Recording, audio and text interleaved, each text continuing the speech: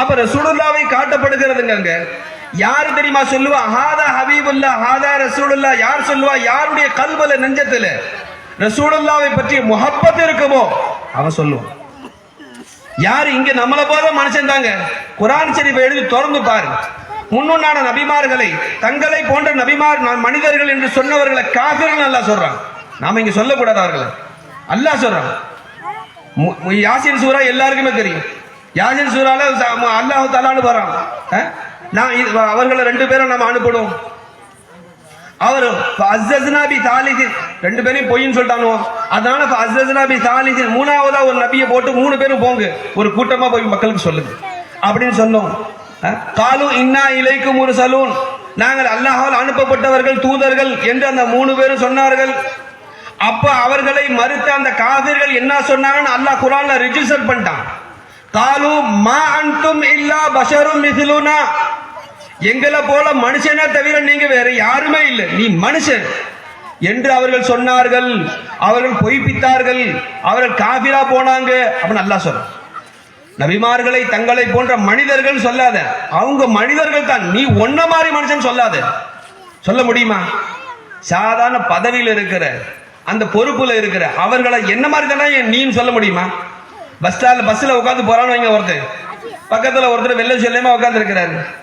இவன் தலை பூரா எண்ணெயை தேய்ச்சிட்டு அவன் கட்டில தேய்ச்சிக்கிட்டே இருப்பான், தூங்குறான், தேய்ச்சிக்கிட்டே இருப்பான். அவனை எழுப்பிட்டே, நீ பக்கத்துல உட்கார்ந்து இருக்காரு, தூங்கி தூங்கி உழுவுறிய, அவர் தாண்டா டிஎஸ்பின்னு சொன்னா தூக்கம் வருமா? அடுத்த செகண்ட் தூக்கம் பறந்துருங்க.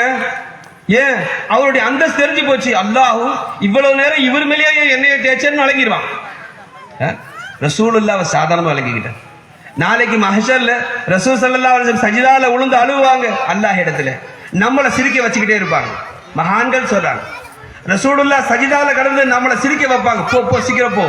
ஒரு சஹாபி வந்து கேட்கிறாரு, யா ரசூலுல்லாஹ், இங்கே நாங்கள் உங்களை பார்க்கிறோம், சந்தோஷம் அடைகிறோம், எங்களுக்கு எப்பெல்லாம் தேவைப்படுதோ, நிறைய அபூ ஹுரைரா போன்ற நிறைய சஹாபாக்கள் சொல்றாங்க, எனக்கு பசி எடுத்தால் ஓடோடி வந்து ரசூலுல்லாஹ்வுடைய முகத்தை பார்ப்பேன், பசி பறந்து விடும். தாய்க்கு புரியும், தாய்மார்கள் இருக்கிறீங்க, நீங்க பசியோடு இருக்கிறீங்க, உங்களுடைய குழந்தை கதறுது, உங்களுக்கு பசி பெருசா தெரியாது, குழந்தையை பசியாத்தலுங்கிறதா தெரியும். அந்த குழந்தை சமாதானம் ஆயிட்டா அல்ஹம்துலில்லாஹ், இப்பவே எனக்கு பசியாடுற மாதிரி இருக்கு, சொல்லுவீங்களா சொல்ல மாட்டீங்களா? வெளிநாட்டுல இருந்து உன் புள்ள வந்துட்டான், பசியோட இருந்த உன் வாசல்ல வந்து பெல் அடிக்கும் போது திறந்து பாக்குற, உன் புள்ள நிக்கிறான்னு சொன்னா உன் பசி மறந்துடும். ஏன்? உன் புள்ள மேல உள்ள பாசம். அப்ப உன் மீது உள்ள பாசம், நாம் வைத்திருக்கிற அந்த பாசம் நம்முடைய அந்த இதை மறக்கடிக்குது பாருங்க, நம்முடைய தேவையை கூட. அந்த மாதிரி சஹாபாக்கள் இருந்தார்கள். சஹாபாக்கள் அப்படி வாழ்ந்தாங்க. ஓடோடி வந்து ரசூலுல்லாஹ் பாப்பாங்க, அவங்க சந்தோஷம் அடைவாங்க. ரசூலுல்லாஹ்ட்ட கேட்கிறாரு சஹாபி, யா ரசூலுல்லாஹ், இங்க நாங்க மதீனாவில் இருக்கிறோம், எங்களுக்கு ஒரு சிரமம்னா ஓடோடி வந்து உங்களை பார்க்கிறோம், எங்க மனசுல ஒரு சந்தோஷம் ஏற்படுது, எங்களுடைய கவலைகள் நீங்குது, எங்களுடைய பிரச்சனைகள் தீருது. நாளைக்கு மஹ்ஷர் மிக பிரமாண்டமாக இருக்கும், பிரமாண்டமான மஹ்ஷர். எல்லோரும் ஒரே நேரத்தில் ஒரே இடத்தில் எழுப்பப்பட்டிருப்பார்கள். அங்க நாங்க எப்படி ரசூலுல்லாஹ் உங்களை பார்க்கிறது? என்ன கவலை பாருங்க அவருக்கு. ஒவ்வொரு சஹாபிக்கும் ஒரு கவலைங்க. நமக்கு வேற கவலை, அவங்களுக்கு அந்த கவலை. ரசூலுல்லாஹ் பார்க்க முடியுமா? ரசூலுல்லாஹ் சொன்னாங்க, நிச்சயமா நீ பார்க்கலாம். என்னுடைய உம்மத்து ஹவுதுல் கௌசர்ல நிற்கும் போது அவர்களுக்கு தண்ணி கொடுப்பாட்டி கொண்டு இருப்பேன், நீ பார்க்கலாம். என்னுடைய உம்மத்து சிராத்துல் முஸ்தகீம் நடக்கும்போது அவர்களுக்கு நான் உதவி செய்து கொண்டிருப்பேன், நீ பார்க்கலாம். யா ரப்பி, அவங்களை பார்த்து காத்துக்கிறப்பே, யா அல்லாஹ் அவர்களை சலாமத்தா கொண்டு போய் சேரு.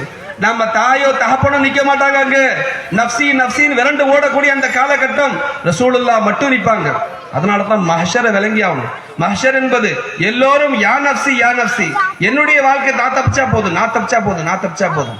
யௌம யஃபிருல் மர்உ மின் அஹீஹி வ உம்மிஹி வ அபீஹி வ ஸாஹிபதி வ பனீ, உன்னுடைய எல்லா உறவுகளும் உன்னை கொண்டு பிச்சுக்கிட்டு ஓடுற நாள் அது. பெத்த தாய் உன்னை பார்த்து விரண்டு ஓடுவான். யார நீ பெத்தியோ அவனை பார்த்து நீ விரண்டு ஓடுவே, அவன் விரண்டு ஓடுவான். எந்த மனைவியை பக்கத்துல வச்சு சலாமத்தா இருக்கணும்னு ஆசைப்பட்டு அவ உன்னை பார்த்து விரண்டு ஓடுவா, அவளை பார்த்து நீ விரண்டு ஓடுவேன். எல்லாம் விரண்டு ஓடும். நண்பன் நண்பனை பார்த்து விரண்டு ஓடுவான், சகோதரன் சகோதரனை பார்த்து விரண்டு ஓடுவான். அந்த மாதிரியான நாளில் நப்சி நப்சி நப்சி, நான் தப்பிச்சா போதும், நான் தப்பிச்சா போதும் எல்லோரும் இருப்பார்கள். அந்த நேரத்தில் எல்லோரும் அந்த கஷ்டங்கள் தாங்க முடியாம, மஹ்ஷருடைய கஷ்டம் தாங்க முடியாம கபர்ல தான் கேள்வி கேட்டாச்சு இல்ல, கபர்ல முடிஞ்சிருச்சு இல்ல, யாரு சொர்க்கவாசி நரகவாசி முடிவாயிடுச்சா இல்லையா? நேரா தூக்கி சொர்க்கத்திலும் நரகத்திலே போட்டுடலாமே, என்னத்துக்கு மஹ்ஷர் ஒண்ணு அதை விளங்க வைக்கிறதுக்கா? அப்ப மஹ்ஷர்ல அல்லாஹ் கூப்பிட்டு எல்லாரையும் நிக்க வச்சிருவா. எல்லாரும் அந்த அமலிகள் கஷ்டங்கள் தாங்க முடியாம அல்லாஹ்ட்ட சொல்லுவாங்க, யா அல்லாஹ் எங்களை நரகத்திலேயாவது தூக்கி போட்டுருக்கப்பே, எங்களால் தாங்க முடியல அப்படின்னு சொல்லுவாங்க. கடைசியாக எல்லோரும் போய் ஆதம் அலைஹிஸ்ஸலாத்துல நிப்பாங்க.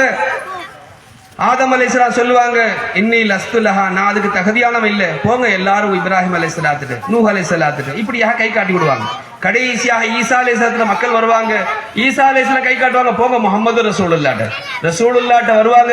எல்லாரும் சொன்ன வார்த்தை என்னங்க, இன்னி லஸ்து லஹா, நான் அதுக்கு தகுதியானவன் இல்லை. ஆனா ரசூலுல்லாஹ் சொல்லுவாங்க, வஅன லஹா, அதற்காகவே நான் இருக்கிறேன், வாங்க. அப்படி ரசூலுல்லாஹ் எல்லாரையும் அரவணைத்து அங்க சஜிதால விழுந்து, ரசூலுல்லாஹ் சஜிதால விழுந்த பிறகுதான் அல்லாஹ் சமாதானமாகும். அதனால அல்லாஹ் சொல்லுவான், இருஃபா ராஸக யா முஹம்மத் சல் துஸல், தலையை தூக்குங்க, உங்களுக்கு என்ன வேணுமோ கேளுங்க தருவோம், உங்களை திருப்திப்படுத்துவோம் அல்லாஹ் சொல்லுவான். ஆக மஹ்ஷர் என்பது இங்கே எல்லாம் நம்மளை போன்று சொன்னவன் அத்தனை பேரும் முஹம்மது ரசூலுல்லாஹ் இல்லைன்னா எனக்கு ஈடேற்றம் இல்லை என்று விளங்காத வரை நாளைக்கு சொர்க்கத்துக்கு அல்லாஹ் போக விட மாட்டான் யாரையும்.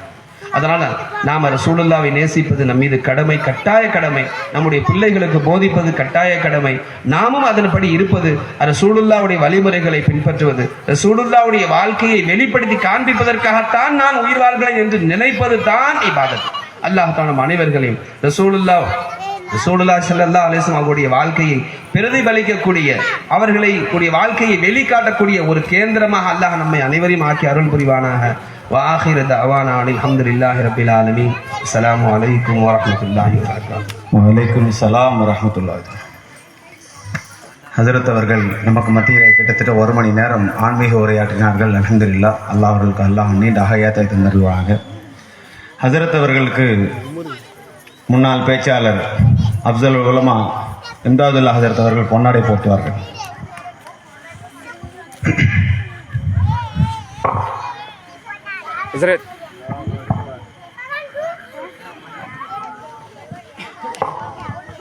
லால்பேட்டையில் லால்கான் ஜாமியா மஸ்ஜிதுடைய முன்னாள் முத்தவல்லி ஹாஜி எம் இபதுல்லா ஹஜரத் அவர்களுக்கு நம்முடைய பள்ளியின் தலைவர் பொன்னாடை போட்டுவார்கள். இங்க பாருங்கப்பா.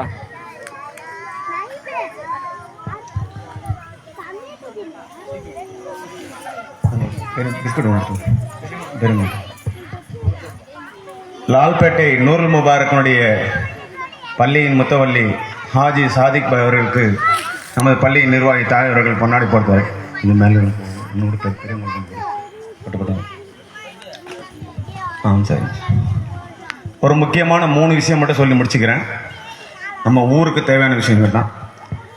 முதல் விஷயம், இன்ஷா அல்லாஹ் வருகின்ற 2ஆம் தேதி 9ஆம் மாதம் 2ஆம் தேதி நம்முடைய பள்ளியில் கந்தூரி ஏற்பாடு செய்யப்பட்டுள்ளது. டோக்கன் 800 ரூபாய் என்று நிர்ணயம் செய்யப்பட்டுள்ளது.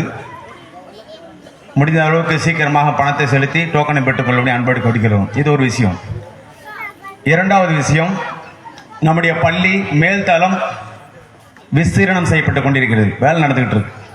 காரணம் என்னென்னா, பெண்களுடைய மாதாந்திர பயன் நடத்துவதற்காக வேண்டியும், தப்லீக் ஜமாத்து வந்தால் சரியான தங்குமிடம் வசதி இல்லைங்கிறதுக்காக வேண்டியும், 3வது மக்தப் மதர்சா மேலே நடத்துவதற்காக வேண்டியும்,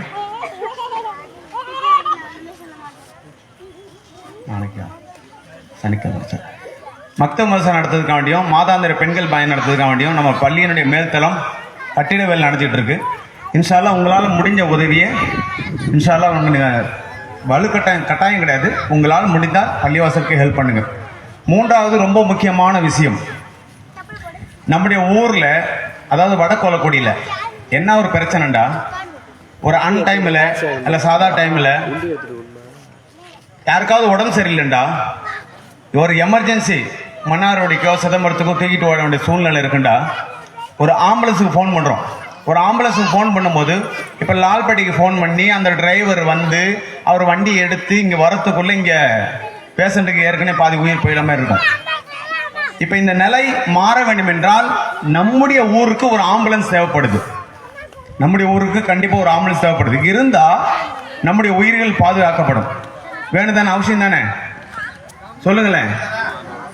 ஆம்புலன்ஸ் அவசியம் தானே. நம்ம ஊருக்கு வடகொலக்குடிக்கு ஜம்சம் பொதுவாக வடகொலக்குடிக்கு ஒரு ஆம்புலன்ஸ் அவசியம்.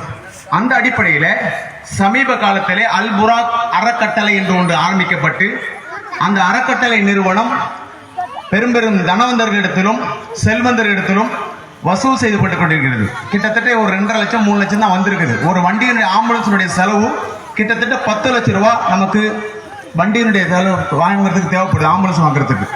அப்ப அதுக்குண்டான நிதிகள் நம்ம முடிஞ்ச அளவுக்கு திரட்டிக்கிட்டு இருக்கோம். உங்களால் முடிந்த உங்களுடைய சகோதரர்கள், உங்களுடைய கணவன்மார்கள், உங்களுடைய அத்தாமார்கள் எல்லாம் வெளிநாட்டில் இருப்பாங்க. அவங்கள்ட்ட சொல்லி நம்ம ஊர்ல இது மாதிரி ஒரு ஆம்புலன்ஸ் வாங்க போறாங்களா, நம்மளால முடிஞ்ச அளவுக்கு ஒரு 5000 10,000 20,000 கொடுத்து ஹெல்ப் பண்ணுவோம். ஏன்டா இன்ஷா அல்லாஹ் நம்முடைய காசின் மூலம் யாருடைய உயிராவது பாதுகாக்கப்படும். அந்த அடிப்படையில் இன்ஷா அல்லாஹ் உங்களை தேடி வருவார்கள். நீங்க நம்மகிட்ட கான்டாக்ட் பண்ணுங்க. நாங்க ஒரு 5,000 10,000 சொல்லுங்க. இன்ஷா அல்லாஹ் அதுக்குண்டான பில் ரசீதெல்லாம் கொடுப்போம். இன்ஷா அல்லாஹ் அந்த ஆம்புலன்ஸ் வாங்கி அர்ப்பணிக்கிற அன்னைக்கு முழு கணக்கையும் எழுதி ஒட்டப்படும். எந்த விதமான ஊழலும் நடைபெறாது, எந்த விதமான மோசடியும் நடைபெறாது. அதுக்கு நம்ம இன்ஷா அல்லாஹ் கேரண்டி, அல்லாஹ்வுடைய கிருபையினால. யார் யாரெல்லாம் பணம் கொடுத்தீங்களோ 500 ரூபாய் கொடுத்தா